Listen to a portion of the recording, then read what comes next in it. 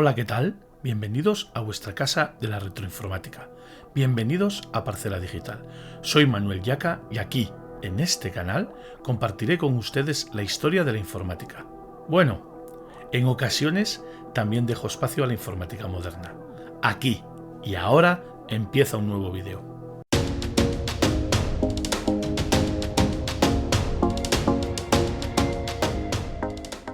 Las leyendas urbanas son creencias populares que con el paso del tiempo se pueden convertir en realidad o simplemente ser ficción. Y la informática no está libre de ellas. Existen muchas leyendas urbanas relacionadas con la informática. En este vídeo voy a recuperar algunas de ellas. Pero no busquen ustedes ni documentación, ni información que lo confirme o lo desmienta, ni una base que lo soporte.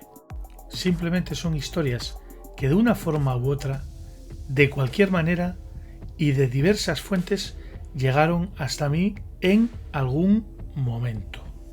Voy a empezar con una historia muy personal que me afecta directamente y que afecta a mis inicios en la informática, allá a mediados de los años 80, y afecta a un ordenador europeo muy popular, al Amstrad CPC 6128.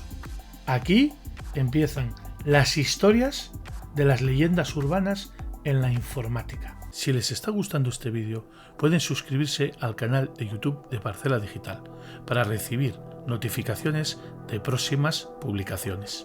El Amstrad CPC 6128 fue un maravilloso ordenador lanzado al mercado en el año 1985 por el fabricante británico Amstrad. Una característica innovadora de aquel ordenador era su unidad de disco de 3 pulgadas. Aunque no era tan avanzada como las que hay hoy en día, era toda una novedad porque todos los ordenadores de 8 bits utilizaban cinta en lugar de disco, con lo lento y lo poco fiable que era. Este fue mi primer ordenador, que me regalaron en diciembre de 1986, y es el protagonista de la primera leyenda urbana que quiero contar, esa leyenda urbana tan personal. A los pocos días de regalarme el ordenador, mi padre me dijo que varias personas le habían dicho que nunca apagara esta Amstrad CPC con un disquete de 3 pulgadas en su interior, que si lo apagaba con un disquete de 3 pulgadas en su interior, seguramente se borraría toda la información del disquete. En aquella época estaba empezando en la informática, no tenía ningún conocimiento y además contaba con 12 años de edad. Por lo tanto, creí aquella historia y con el tiempo supe que era completamente falsa, que por apagar el Amstrad CPC 6128 con un disquete dentro de la unidad de disco no iba a pasar nada. Otra leyenda urbana situada en la década de los años 80 de la informática personal, cuando esa informática estaba dominada por el microordenador de 8 bits, se habló de videojuegos que podían quemar las pantallas CRT del momento. Se creía que existían videojuegos que utilizaban muchos fondos estáticos, píxeles que no se refrescaban y que por tanto podían quemar lo que era la pantalla. Aquello no tenía una base científica que pudiera dar realismo a la leyenda urbana y se quedó en eso, en una leyenda urbana. Yo nunca conocí ningún caso que por jugar a un videojuego concreto con mucho fondo estático se hubiera estropeado el monitor. Al final, como todo, los monitores, lógicamente, como cualquier componente electrónico, se acaban estropeando por los años y por el uso, pero no por utilizar unos videojuegos concretos. La siguiente leyenda urbana es bastante llamativa, a la par que es una leyenda urbana popular en la década de los años 80 que hoy en día es muy desconocida. En la década de los años 80, una empresa llamada Carbina Corporation desarrolló un videojuego llamado Kill Switch. Ese videojuego se considera como un videojuego maldito. En la imagen podemos ver una recreación hecha por la inteligencia artificial de lo que podía ser, a su entender, el Kill Switch. No tengo una imagen, hay muy pocas imágenes del videojuego, pero existen, pero no hay derechos para poder compartirlas, pero es un videojuego realmente extraño por lo que voy a contar. La leyenda urbana rezaba que era un videojuego tan sumamente especial, que era una experiencia tan única que había sido programado para que no se pudiera copiar y para que solo se pudiera jugar una vez. Una vez terminada la partida, una vez finalizado el juego, el videojuego se borraba automáticamente, desapareciendo para siempre. Y esta leyenda urbana parece ser que tiene una importante dosis de realidad, que en realidad este videojuego existió y que una vez llegado al final de lo que podía dar el videojuego, realmente se borraba y desaparecía. No tengo documentación para contrastarlo, pero sí hay diferentes páginas web en internet que hablan de esta historia y la enfocan no como una leyenda urbana, sino como una realidad. Precisamente una de las leyendas urbanas más famosas y más populares y más extendidas sea el famoso efecto 2000 en la informática, con la entrada en el siglo XXI en el año 2000. Para muchos no es una leyenda urbana, para mí es totalmente una leyenda urbana.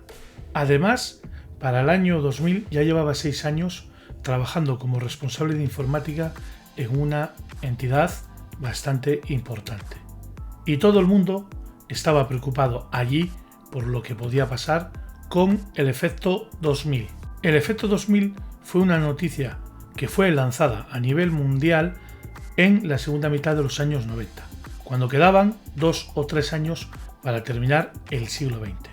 Y lo que venía a decir es que se podían producir fallos generales y caídas importantes a nivel mundial, incluso caídas de aviones, caídas de sistemas bancarios, por los ordenadores antiguos que solo tenían 2 dígitos para almacenar el año. Pero la realidad es que para finales de los años 90 existían operativos muy pocos ordenadores que solo tuvieran 2 dígitos. Y aquello se exageró.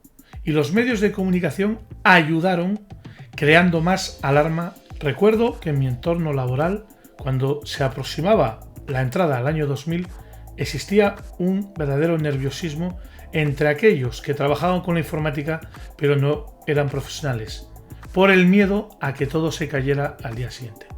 Y siempre transmití un mensaje de tranquilidad: nada se va a caer. En aquella entidad en la que yo trabajaba, efectivamente, llegamos al año 2000 y nada pasó. Pero es que a nivel mundial, en realidad, no hubo ningún suceso de importancia. Aquello fue una leyenda urbana a nivel mundial muy popular en toda regla. En la segunda mitad de los años 90 nació otra leyenda urbana que dictaba que existían disquetes y medios de intercambio de información entre ordenadores que podían dañar el hardware de un equipo. Y esto, en cierto modo, nació principalmente por la popularización de un virus informático de los 90 bautizado con el nombre de Chernobyl. En el año 1998, un estudiante de una universidad de Taiwán creó un código fuente malicioso que fue bautizado con el nombre de Chernobyl. Era un virus informático y se afirmaba rotundamente que podía sustituir cadenas en la BIOS del ordenador, que son las rutinas más básicas, incluso cadenas en diferentes firmware o en diferentes BIOS de otros componentes que formaban parte de un ordenador PC. Y enseguida se difundió el mito o el rumor a nivel mundial que aquel virus podía destruir el hardware de un ordenador. Esto, en cierto modo, podía tener algo de realidad, pero también algo de mito, algo de irrealidad. No tengo constancia ni he encontrado ningún tipo de documentación que afirme que algún ordenador quedó dañado en el hardware de manera irreparable por culpa de un virus del estilo al Chernobyl o del propio Chernobyl. Sí que existen registros o constancia de algunos ordenadores que se hayan dañado por culpa de modificaciones en la BIOS, ya sea de su placa base o de componentes. Es algo que un usuario base o básico de informática no podía resolver por sus propios medios, pero un experto en informática lo resolvía y lo restablecía sin problema alguno. Por eso mismo es importante destacar que, en cierto modo, aquello de que existían discos o virus que podían dañar el hardware es una leyenda urbana. Se parecía a un daño de hardware, pero en realidad no era un daño de hardware.